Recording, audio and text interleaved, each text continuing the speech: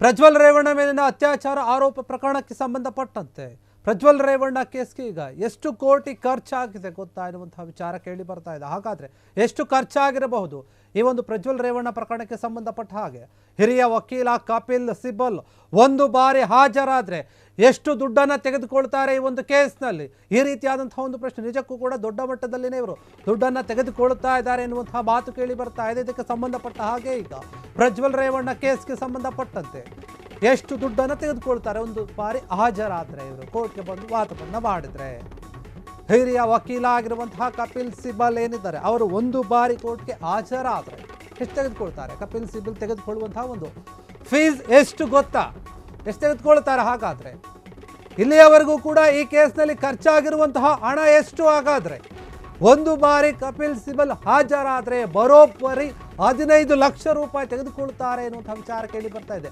ಸಿದ್ದು ಸರ್ಕಾರ ಬಂದ ಮೇಲೆ ಇಲ್ಲಿಯವರೆಗೂ ಕೂಡ 7 ವಿಶೇಷ ತನಿಖೆ ಆಗ್ತಿದೆ. ಈ ಪೈಕಿ SITಗೆ 4.54 ಕೋಟಿ ರೂಪಾಯಿ ಖರ್ಚಾಗಿದೆ.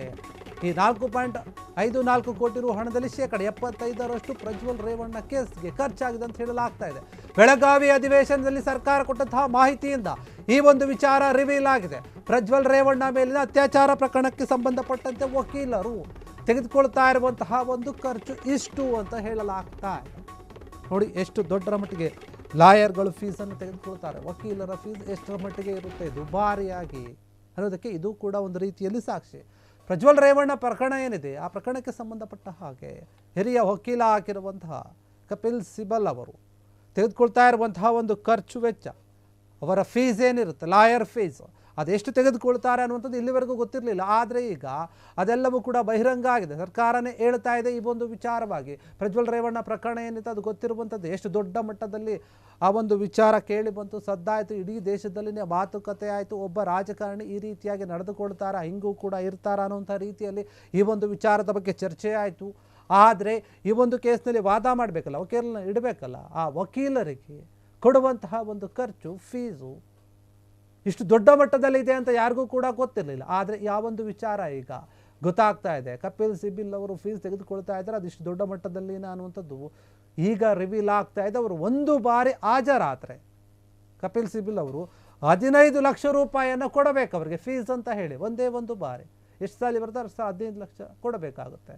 ಸಿದ್ದರಾಮಯ್ಯ ಸರ್ಕಾರ ಬಂದ ಮೇಲೆ ನೋಡಿ ಇಲ್ಲಿಯವರೆಗೂ ಕೂಡ 7 ವಿಶೇಷ ತನಿಖಾ ತಂಡಗಳನ್ನು ರಚನೆ ಮಾಡಿದೆ, SITಗಳನ್ನು ರಚನೆ ಮಾಡಿದೆ. ಈ ಪೈಕಿ SITಗೆ 4.54 ಕೋಟಿ ರೂಪಾಯಿ ಖರ್ಚಾಗ್ತಾ ಇದೆ. ಈ ಪೈಕಿ ಏನಾಗ್ತಾ ಇದೆ, ಇದರಲ್ಲಿ 4.5 ಕೋಟಿ ರೂಪಾಯಿಗಳ ಒಂದು ಹಣದಲ್ಲಿ 75% ಪ್ರಜ್ವಲ್ ರೇವಣ್ಣ ಕೇಸ್ಗೇನೆ ಖರ್ಚಾಗಿದೆ ಎನ್ನುವಂತಹ ವಿಚಾರ ಗೊತ್ತಾಗ್ತಾ ಇದೆ. ಈ ಒಂದು ವಿಚಾರವನ್ನು ಬೆಳಗಾವಿಯಲ್ಲಿ ಏನು ಅಧಿವೇಶನ ನಡೀತಾ ಇದೆ ಆ ಅಧಿವೇಶನದಲ್ಲಿ ಸರ್ಕಾರ ಮಾಹಿತಿ ಕೊಟ್ಟಿದೆ. ಆ ಮಾಹಿತಿಯಿಂದನೇ ಈ ಒಂದು ವಿಚಾರ ಈಗ ಹೊರಗೆ ಬಂದಿರುವಂಥದ್ದು ಎಲ್ಲವೂ ಕೂಡ ಬಯಲಾಗಿದೆ. ಹಾಗಾದರೆ ನಿಜಕ್ಕೂ ಕೂಡ ಪ್ರಜ್ವಲ್ ರೇವಣ್ಣ ಪ್ರಕರಣಕ್ಕೆ ಇಷ್ಟೊಂದು ದುಡ್ಡು ಖರ್ಚು ಮಾಡಿದ್ಯಾ?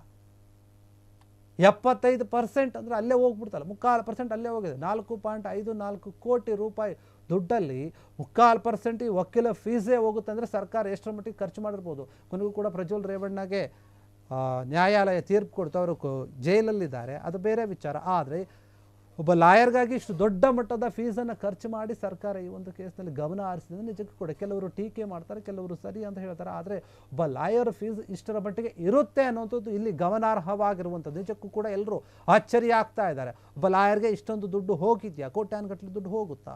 4.25 ಕೋಟಿಯಲ್ಲಿ ಇವರೇ 3/4% ಹೋಗಿದೆ ಫೀಸು ಅಂತಂದರೆ ಪ್ರಜ್ವಲ್ ರೇವಣ್ಣ ಕೇಸ್ಗೆ ಸಂಬಂಧಪಟ್ಟ ಹಾಗೆ ನಿಜಕ್ಕೂ ಕೂಡ ಎಲ್ಲರೂ ಕೂಡ ಆಶ್ಚರ್ಯ ಪಡ್ತಾ ಇದ್ದಾರೆ. ಕ್ಷಣ ಕ್ಷಣದ ಸುದ್ದಿಗಳಿಗಾಗಿ ಫ್ರೀಡಂ ಟಿವಿ ಸಬ್ಸ್ಕ್ರೈಬ್ ಮಾಡಿ, ಲೈಕ್ ಮಾಡಿ ಹಾಗೂ ಫಾಲೋ ಮಾಡಿ. ಹೊಸ ಸುದ್ದಿಗಳ ನೋಟಿಫಿಕೇಶನ್ಗಾಗಿ ಬೆಲ್ ಐಕಾನ್ ಮೇಲೆ ಕ್ಲಿಕ್ ಮಾಡಿ.